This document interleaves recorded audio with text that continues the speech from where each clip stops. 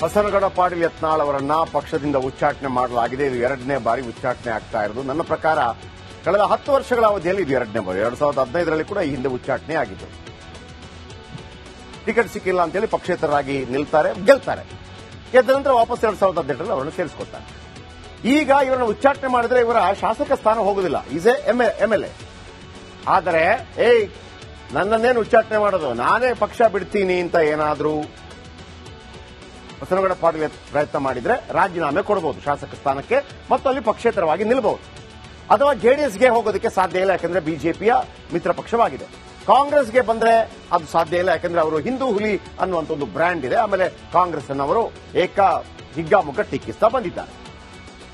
ಆದರೆ ಬಸನಗೌಡ ಪಾಟೀಲ್ ಯತ್ನಾಳ್ ವಿಚಾರದಲ್ಲಿ ಹೈಕಮಾಂಡ್ ಒಂದು ರಾಜಿ ಸೂತ್ರವನ್ನ ಮಾಡೋದಕ್ಕೆ ವಿಫಲವಾಯಿತು ಎಂದು ನನಗನಿಸ್ತಾ ಇದೆ. ರಾಜಿ ಸೂತ್ರ ಮಾಡಬಹುದಾಗಿತ್ತು. ಏನ್ ರಾಜಿ ಸೂತ್ರ ನೋಡಿ, ಈಗ ರಾಜಣ್ಣ ವಿಚಾರಕ್ಕೆ ರಾಜಣ್ಣವೇ ಆರೋಪ ಮಾಡಿದ್ರು ಕಾಂಗ್ರೆಸ್ ಮೇಲೆ, ನಮ್ಮದೇ ನಾಯಕರು ನಮ್ಮನ್ನ ಈ ತರ ಮಾಡಿದ್ದಾರೆ ಅಂತ ಹೇಳಿ. ಆದ್ರೂ ಕೂಡ ಅದು ನೋಡಿ ದೂರಾಗಿ ಹೋಗ್ತಾ ಇಲ್ಲ, ಇನ್ನು ಕೂಡ ಎಫ್ಐಆರ್ ಆಗ್ತಾ ಇಲ್ಲ. ಅದು ಕಾಂಗ್ರೆಸ್ ಮಟ್ಟದಲ್ಲಿ ಅದನ್ನ ಅಡ್ಜಸ್ಟ್ ಮಾಡ್ತಾ ಇದ್ದಾರೆ. ಅವರನ್ನು ಸಮಾಧಾನ, ಇವರನ್ನು ಸಮಾಧಾನ ಎಲ್ಲವೂ ಆಗ್ತಾ ಇದೆ. ಇಲ್ಲೊಂದು ಮಾಡಬಹುದಾಗಿತ್ತು. ಯಾಕಂದ್ರೆ ಉತ್ತರ ಕರ್ನಾಟಕ ಭಾಗದಲ್ಲೂ ಕೂಡ ಒಬ್ಬ ಫೈರ್ ಬ್ರ್ಯಾಂಡ್ ಬಸನಗೌಡ ಪಾಟೀಲ್ ಯತ್ನಾಳ್ ಅವರದ್ದು ಒಬ್ಬ ನಾಯಕ ಬೇಕಾಗಿತ್ತು. ನಾನು ನಿಮಗೆ ನಾಳಿನ ಎಪಿಸೋಡ್ನಲ್ಲಿ ಹೇಗೆ ಅವರೊಬ್ಬ ಹಿಂದೂ ಹುಲಿ ಅನ್ನೋದನ್ನು ಕೂಡ ಹೇಳ್ತೀನಿ. ಅವರದೊಂದು ಗೋಶಾಲೆ ಇದೆ, ಎಂತ ಅದ್ಭುತ ಗೋಶಾಲೆಯನ್ನು ಮಾಡಿದ್ದಾರೆ, ಅದರ ಬಗ್ಗೆ ಕೂಡ ಹೇಳ್ತೀನಿ ನಾನು.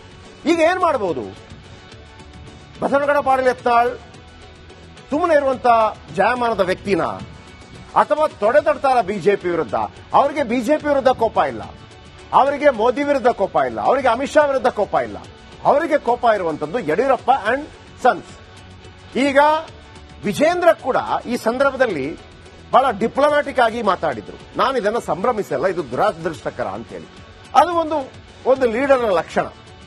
ನಾನು ಏನು ಹೇಳೋದಿಲ್ಲ, ಹೈಕಮಾಂಡ್ ನಿರ್ಧಾರ ಹಿಂಗೂ ಹೇಳಿದ್ರೆ ವಿಜೇಂದ್ರ ಅವರನ್ನ ಒಂದು ರೀತಿಯಲ್ಲಿ ನಾವು ಅವರ ನಾಯಕತ್ವ ಗುಣದ ಬಗ್ಗೆ ಒಂದು ಪರಾಮರ್ಶೆ ಮಾಡಬಹುದಾಗಿತ್ತು. ಏನ್ ಈ ತರ ಹೇಳ್ಬಿಟ್ರು ಅಂತೇಳಿ.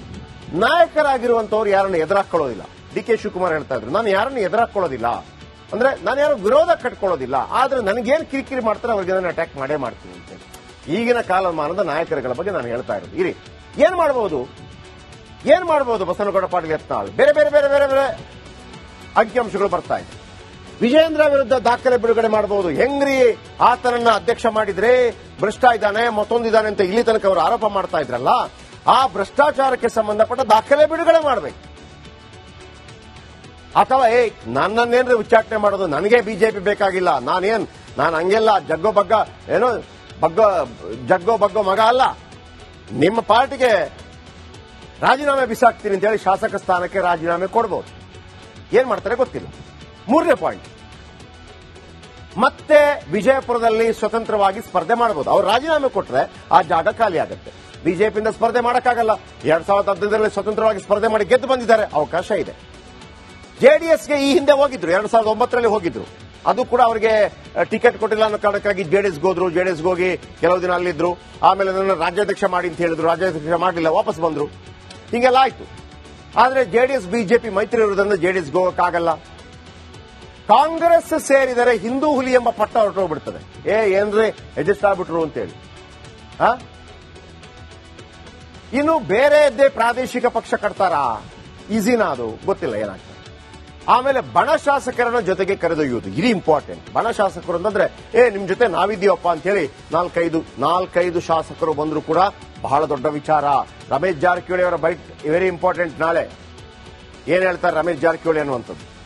ಆಮೇಲೆ ಸಮುದಾಯದ ಸ್ವಾಮೀಜಿಗಳನ್ನು ಸೇರಿಸಿ ಶಕ್ತಿ ಪ್ರದರ್ಶನ ಮಾಡಬಹುದು. ವೀಕ್ಷಕರೇ ನೆನಪಿರ್ಲಿ, ಪಂಚಮಸಾಲಿ ಲಿಂಗಾಯತರ 2A ವಿಚಾರಕ್ಕೆ ಸಂಬಂಧಪಟ್ಟ ಹಾಗೆ ಸ್ವಾಮೀಜಿಗಳಿದ್ರಲ್ವ, ಹರಿಹರ ಸ್ವಾಮೀಜಿ ಮತ್ತು ಮತ್ತೊಬ್ಬರು ಸ್ವಾಮೀಜಿ, ಇವರ ಪರವಾಗಿಯೇ ಧ್ವನಿ ಎತ್ತಿದವರು ಜಾಸ್ತಿ. ಧ್ವನಿ ಅಂದ್ರೆ ಪರವಾಗಿ. ನಿಮಗೆ ನೆನಪಿರ್ಲಿ, ಅವತ್ತೊಂದು ಪಾದಯಾತ್ರೆ ಮಾಡಿ ನೇರವಾಗಿ ಅರಮನೆ ಮೈದಾನಕ್ಕೆ ಬಂದಾಗ ಅಲ್ಲಿ 2 ಪ್ರಮುಖ ನಾಯಕರಿದ್ರು. ಯಾರು? ಪಂಚಮಸಾಲಿ ಲಿಂಗಾಯತರ 2 ಪ್ರಮುಖ ನಾಯಕರು. ಒಬ್ರು ಮುರುಗೇಶ್ ನಿರಾಣಿ, ಮತ್ತೊಬ್ರು ಬಸನಗೌಡ ಪಾಟೀಲ್ ಯತ್ನಾಳ್. ನನಗೀಗಲೂ ನೆನಪಿದೆ, ಬಸನಗೌಡ ಪಾಟೀಲ್ ಯತ್ನಾಳ್ ಒಂದು ಸ್ಪೀಚ್ಗೆ ಬಂದಾಗ ಜನ ಯಾವ ತರ ಕರತಾಡನ ಮಾಡಿದ್ರು. ಕರತಾಡನ ಅಂತಂದ್ರೆ ಚಪ್ಪಾಳೆ ತಟ್ಟಿದ್ರು, ಶಿಳ್ಳೆ ಹಾಕಿದ್ರು. ಆ ಕೆಪಾಸಿಟಿ ಖಂಡಿತವಾಗ್ಲೂ ಇದೆ. ಆ ಸ್ವಾಮೀಜಿಗಳನ್ನು ಸೇರಿಸಿ ಸೆಡ್ಡು ಹೊಡಿತಾರ, ನನ್ನ ತಾಕತ್ ಪ್ರದರ್ಶನ ಮಾಡ್ತಾರ ಗೊತ್ತಿಲ್ಲ.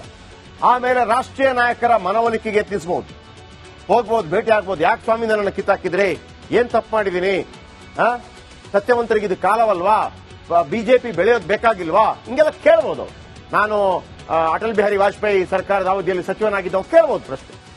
ಆಮೇಲೆ ಹೈಕಮಾಂಡ್ 6 ವರ್ಷ ನೋಡಿ ವೀಕ್ಷಕರ, 6 ವರ್ಷ ಉಚ್ಚಾಟನೆ ಯಾಕೆ ಮಾಡ್ತಾರೆ ಅಂದ್ರೆ 2 ಎಲೆಕ್ಷನ್ ಸಿಗಬಾರ್ದು ಅಂತೇಳಿ.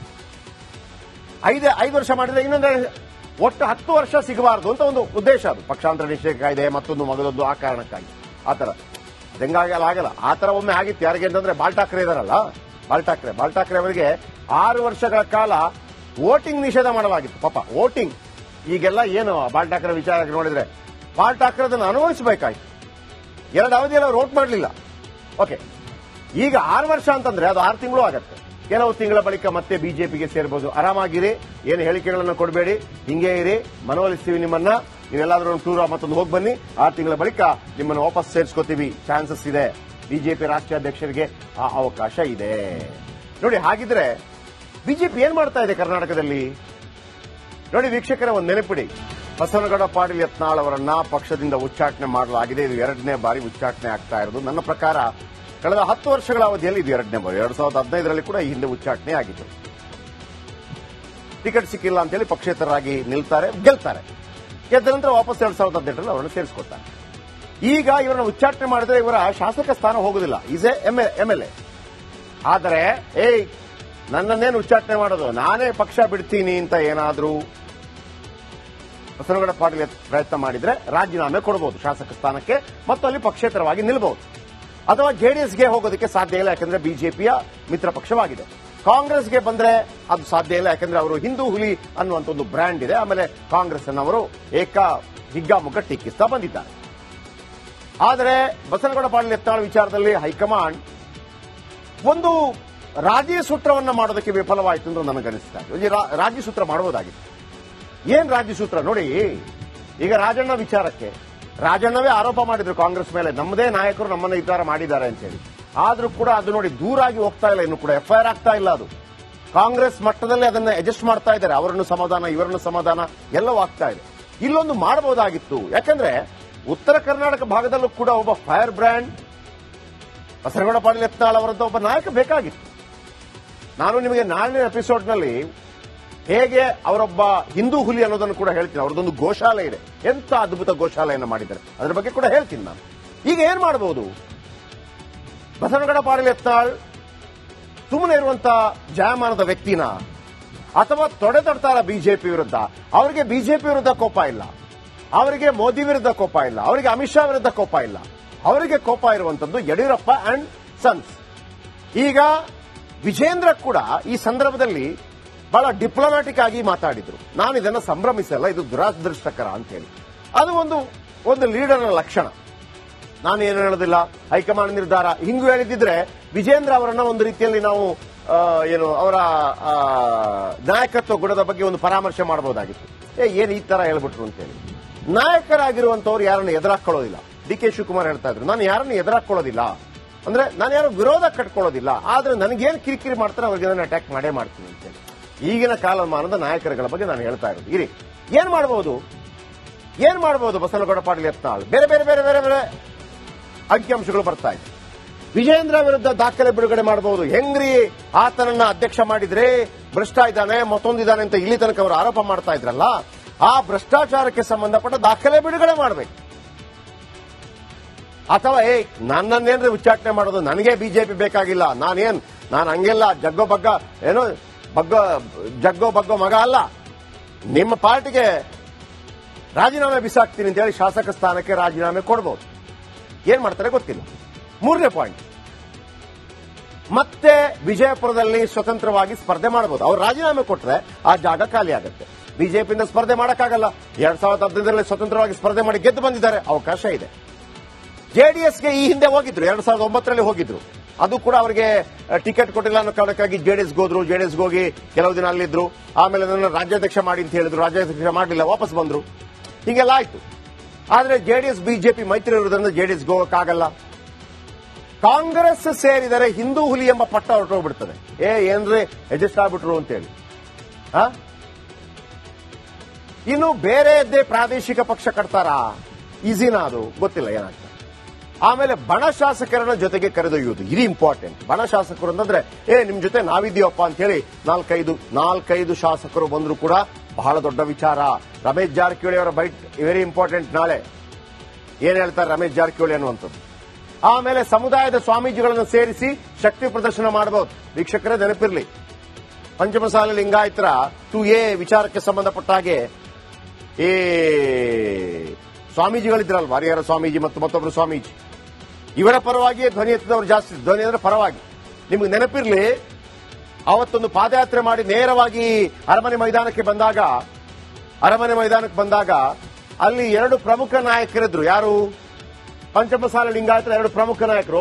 ಒಬ್ರು ಮುರುಗೇಶ್ ನಿರಾಣಿ, ಮತ್ತೊಬ್ರು ಬಸನಗೌಡ ಪಾಟೀಲ್ ಯತ್ನಾಳ್. ನನಗೀಗಲೂ ನೆನಪಿದೆ, ಬಸನಗೌಡ ಪಾಟೀಲ್ ಯತ್ನಾಳ್ ಒಂದು ಸ್ಪೀಚ್ಗೆ ಬಂದಾಗ ಜನ ಯಾವ ತರ ಕರತಾಡನ ಮಾಡಿದ್ರು. ಕರತಾಡನ ಅಂತಂದ್ರೆ ಚಪ್ಪಾಳೆ ತಟ್ಟಿದ್ರು, ಶಿಳ್ಳೆ ಹಾಕಿದ್ರು. ಆ ಕೆಪಾಸಿಟಿ ಖಂಡಿತವಾಗ್ಲೂ ಇದೆ. ಆ ಸ್ವಾಮೀಜಿಗಳನ್ನು ಸೇರಿಸಿ ಸೆಡ್ಡು ಹೊಡಿತಾರ, ನನ್ನ ತಾಕತ್ ಪ್ರದರ್ಶನ ಮಾಡ್ತಾರ, ಗೊತ್ತಿಲ್ಲ. ಆಮೇಲೆ ರಾಷ್ಟ್ರೀಯ ನಾಯಕರ ಮನವೊಲಿಕೆಗೆ ಯತ್ನಿಸಬಹುದು, ಹೋಗ್ಬೋದು, ಭೇಟಿ ಆಗ್ಬೋದು. ಯಾಕೆ ಸ್ವಾಮಿ ನನ್ನನ್ನು ಕಿತ್ತಾಕಿದ್ರಿ, ಏನ್ ತಪ್ಪು ಮಾಡಿದೀನಿ, ಸತ್ಯವಂತರಿಗೆ ಇದು ಕಾಲವಲ್ವಾ, ಬಿಜೆಪಿ ಬೆಳೆಯೋದು ಬೇಕಾಗಿಲ್ವಾ, ಹಿಂಗೆಲ್ಲ ಕೇಳಬಹುದು. ನಾನು ಅಟಲ್ ಬಿಹಾರಿ ವಾಜಪೇಯಿ ಸರ್ಕಾರದ ಅವಧಿಯಲ್ಲಿ ಸಚಿವನಾಗಿದ್ದ ಕೇಳಬಹುದು ಪ್ರಶ್ನೆ. ಆಮೇಲೆ ಹೈಕಮಾಂಡ್ 6 ವರ್ಷ ನೋಡಿ ವೀಕ್ಷಕರ, 6 ವರ್ಷ ಉಚ್ಚಾಟನೆ ಯಾಕೆ ಮಾಡ್ತಾರೆ ಅಂದ್ರೆ 2 ಎಲೆಕ್ಷನ್ ಸಿಗಬಾರ್ದು ಅಂತೇಳಿ. 5 ವರ್ಷ ಮಾಡಿದ್ರೆ ಇನ್ನೊಂದು ಒಟ್ಟು 10 ವರ್ಷ ಸಿಗಬಾರ್ದು ಅಂತ ಒಂದು ಉದ್ದೇಶ. ಅದು ಪಕ್ಷಾಂತರ ನಿಷೇಧ ಕಾಯ್ದೆ ಮತ್ತೊಂದು ಮಗದೊಂದು, ಆ ಕಾರಣಕ್ಕಾಗಿ ಆತರ ಆಗಲ್ಲ. ಆತರ ಒಮ್ಮೆ ಆಗಿತ್ತು. ಯಾರಿಗೆ ಅಂತಂದ್ರೆ ಬಾಲ್ ಠಾಕ್ರೆ ಇದಾರಲ್ಲ, ಬಾಲ್ ಠಾಕ್ರೆ ಅವರಿಗೆ 6 ವರ್ಷಗಳ ಕಾಲ ವೋಟಿಂಗ್ ನಿಷೇಧ ಮಾಡಲಾಗಿತ್ತು. ಪಾಪ ವೋಟಿಂಗ್ ಈಗೆಲ್ಲ ಏನು ಬಾಲ್ ಠಾಕ್ರೆ ವಿಚಾರ ನೋಡಿದ್ರೆ ಬಾಲ್ ಠಾಕ್ರೆ ಅದನ್ನು ಅನುಭವಿಸಬೇಕಾಯ್ತು. 2 ಅವಧಿಯಲ್ಲಿ ಅವರು ವೋಟ್ ಮಾಡಲಿಲ್ಲ. ಓಕೆ, ಈಗ 6 ವರ್ಷ ಅಂತಂದ್ರೆ ಅದು 6 ತಿಂಗಳು ಆಗತ್ತೆ.